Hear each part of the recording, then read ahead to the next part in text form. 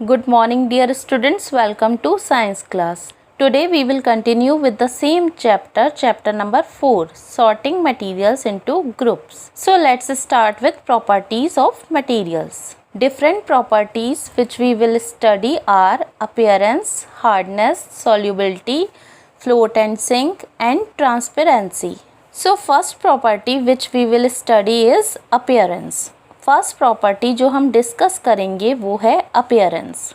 Appearance means how a material look, यानी कि कोई मटेरियल दिखता कैसा है. Materials usually look different from each other. किसी भी मटेरियल का अपीयरेंस बहुत मैटर करता है क्योंकि जितने भी मटेरियल होते हैं वो एक दूसरे से अलग दिखते हैं. जैसे अगर हम वुड की बात करें या हम गोल्ड की बात करें तो क्या ये दोनों दिखने में सेम होते हैं? बिल्कुल नहीं, ये दोनों अलग अलग दिखाई देते हैं. सो हर मटेरियल की अपीयरेंस अलग अलग होती है. Would looks different from iron. लकड़ी लोहे से बिल्कुल अलग दिखाई देती है. Iron appears different from copper और एल्यूमिनियम. आयरन जो होता है वो कॉपर या एल्यूमिनियम से अलग दिखाई देता है. सो अपीयरेंस के बेस पर किसी मटेरियल को 2 कैटेगरीज में क्लासीफाई किया जा सकता है, शाइनी और नॉन शाइनी. कुछ मटेरियल्स जो होते हैं वो शाइन करते हैं, उनमें चमक होती है, लस्टर होता है, जबकि कुछ मटेरियल्स शाइन नहीं करते, उनमें लस्टर नहीं होता. सो ऐसे मटेरियल्स जो शाइन करते हैं, चमकते हैं, जिनमें चमक होती है, उन्हें शाइनी मटेरियल्स कहते हैं. और वो मटेरियल्स जो शाइन नहीं करते, जिनमें चमक नहीं होती, वो नॉन शाइनी या डल मटेरियल्स कहलाते हैं. जैसे गोल्ड, सिल्वर, डायमंड, आयरन, ये सब शाइनी मटेरियल्स हैं, जबकि वुड और प्लास्टिक नॉन शाइनी या डल लुकिंग मटेरियल हैं. Materials that have such lustre are usually metals. वो मटेरियल्स जो शाइन करते हैं, जिनमें चमक होती है, उन्हें मेटल्स कहते हैं. Iron, copper, aluminium and gold are examples of metal. Iron, copper, aluminium और गोल्ड जो हैं वो मेटल के एग्जाम्पल्स हैं क्योंकि ये शाइन करते हैं, इनमें चमक होती है. Some metals often lose their shine and appear dull because of action of air and moisture on them. कुछ मेटल्स ऐसे होते हैं जो अपनी शाइन लूज कर देते हैं और डल दिखाई देते हैं. जैसे अगर हम आयरन की बात करें तो आपने देखा होगा कि कभी कभी आयरन पर जंग लग जाता है. तो होता क्या है कि जो आयरन होता है उस पर एयर और मॉइस्चर एक्ट करता है. तो जब एयर और मॉइस्चर आयरन पर एक्ट करता है तो रस्टिंग होती है, जंग लग जाता है और आयरन की जो शाइनी अपीयरेंस होती है वो डल हो जाती है. सो फर्स्ट प्रॉपर्टी हमने डिस्कस की अपीयरेंस. अब हम सेकेंड प्रॉपर्टी देखेंगे, that is hardness. Materials which can be compressed or stretched easily are called soft, while some other materials which are difficult to compress are called hard.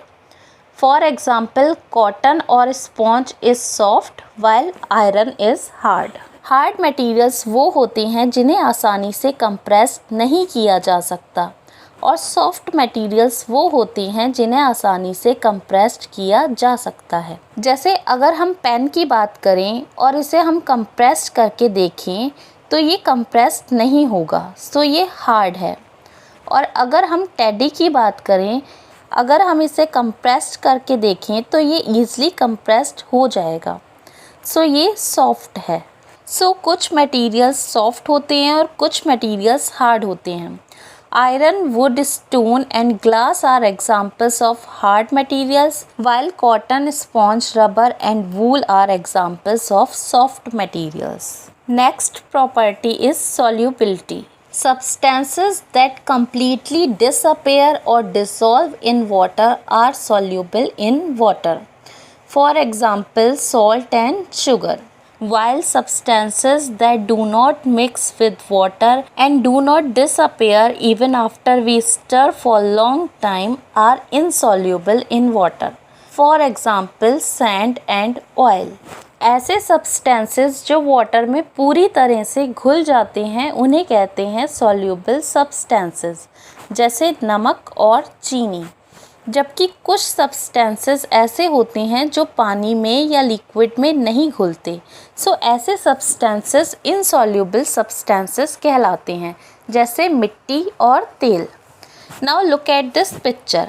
यह क्या है? एक glass है। अगर मैं इस ग्लास में सॉल्ट डाल दूं तो वो पूरी तरह इसमें घुल जाएगा, जबकि अगर मैं इसमें ऑयल डालूं तो मुझे दो अलग अलग लेयर्स दिखाई देंगी, एक वाटर की और दूसरी ऑयल की। सो सॉल्ट क्या है? सॉल्यूबल, और ऑयल क्या है? इनसॉल्यूबल। सो वो सब्सटेंसेस जो वाटर में पूरी तरह से घुल जाते हैं उन्हें कहते हैं सॉल्यूबल सब्सटेंसेस, और जो वाटर में पूरी तरह से नहीं घुलते उन्हें कहते हैं insoluble substances. Now look at this table. यहाँ एक टेबल दी गई है। इस टेबल में हमें कुछ लिक्विड्स दिए गए हैं, जैसे vinegar, lemon juice, mustard oil, coconut oil and kerosene.